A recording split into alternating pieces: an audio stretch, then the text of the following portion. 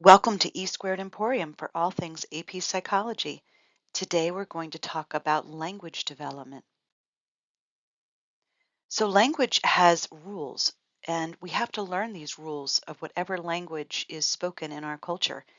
So language is a shared system of symbols that are operated by these rules, and we all have to agree to these rules, and we all have to learn these rules. Children have to learn these rules, and then that's how we have communication, that everybody understands and follows these rules.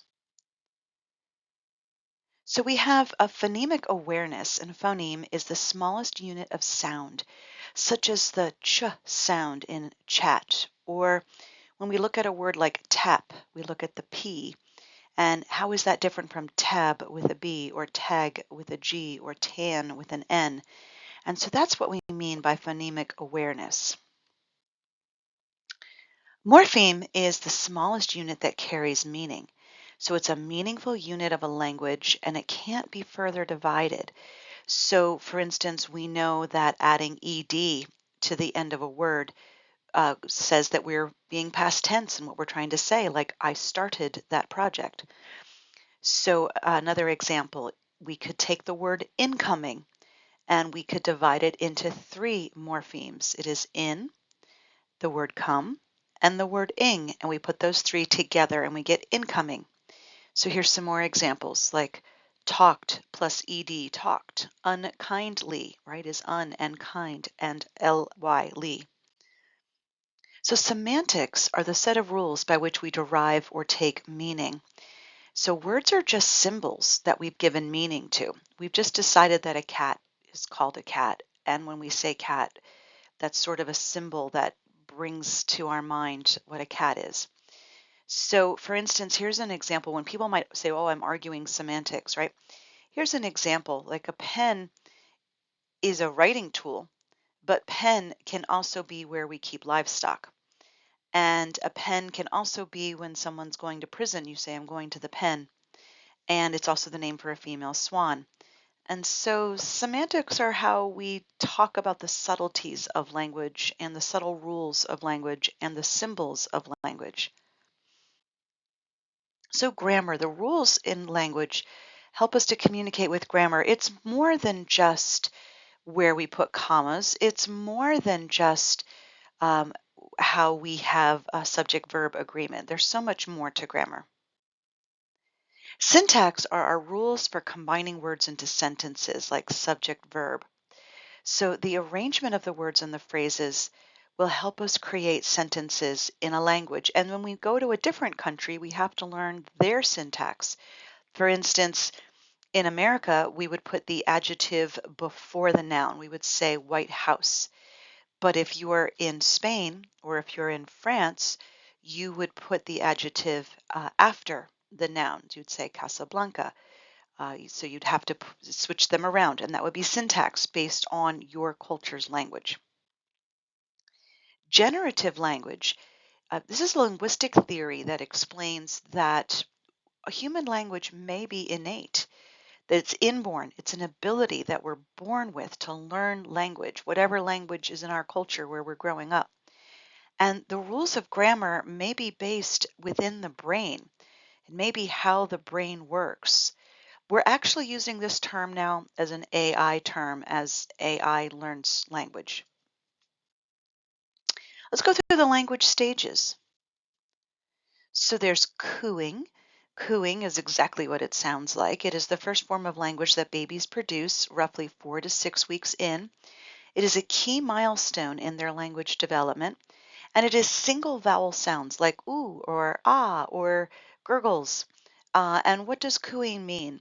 Well, it's a way for babies to begin communicating and to begin expressing themselves, usually contentment, happiness. It helps babies develop the muscles that they're going to need, the facial muscles and the tongue muscles that they're going to need for talking. And it's a way for babies to imitate the sounds they hear around them. Then they go to babbling. Babbling is the next stage, typically around 4 to 6 months. Babbling now brings in vowels and consonants, but we're not talking about words yet, but we're close. So they could be things like pa, could be just ma ma ma ma ma or ba ba ba ba ba. It could be a whole string of sounds, me, me, me, me, me. It helps the mouth movements, again, practice getting ready for bigger words and more words. And it's helping the child learn that their communication is important and people are listening to them and trying to communicate with them. Then they move to the one word stage where they're going to try to communicate what they want. This is typically 9 to 18 months old. It starts with single words or very, very small, short compound words. But they're trying to express emotions like uh-oh or bad. Like if something breaks or falls off the counter, they might just go uh-oh or bad. They often use words to request actions like up, like the child wants you to pick them up. They won't say pick me up, they'll say up. Or they want you to share with them. Well, they don't understand sharing. They're going to say gimme. And things like baba or truck. Very, very simple. Notice that they're going to say dad or dada pretty quickly on. That's an easier word for them to say than most. So, what counts as a word? Well, there's sound effects, there's shortened approximations, like, do they mean doe instead of the dog? It has to be something that they've used consistently, independently, and intentionally for us to count it as a word and not just babbling. So now we go to telegraphic speech, which is also the two-word stage of speech. So this really furthers communication. Children can now put two words together instead of just one, combining the words they learned. Eventually, they'll add on to that. So we see at the bottom, we're at one word with bottle, and then we're at two words with mommy see, baby draw. Uh, they might say daddy fall, go park, where's daddy, play ball, baby go sleep, more cookie, right? So just they're telegraphing the message to their caregivers of exactly what they want. So from 2 years plus, language starts to really go into complete sentences. So they might be short at first, I ate dinner, but now we have a subject and a verb and we have total complete sentences. One common mistake that children make is overgeneralizing. Overgeneralization is where you take whatever the rule is that you learned some rule about grammar, but now you overuse it. And we see this all the time. I goed to the park. We say mouses instead of mice, or I bringed it.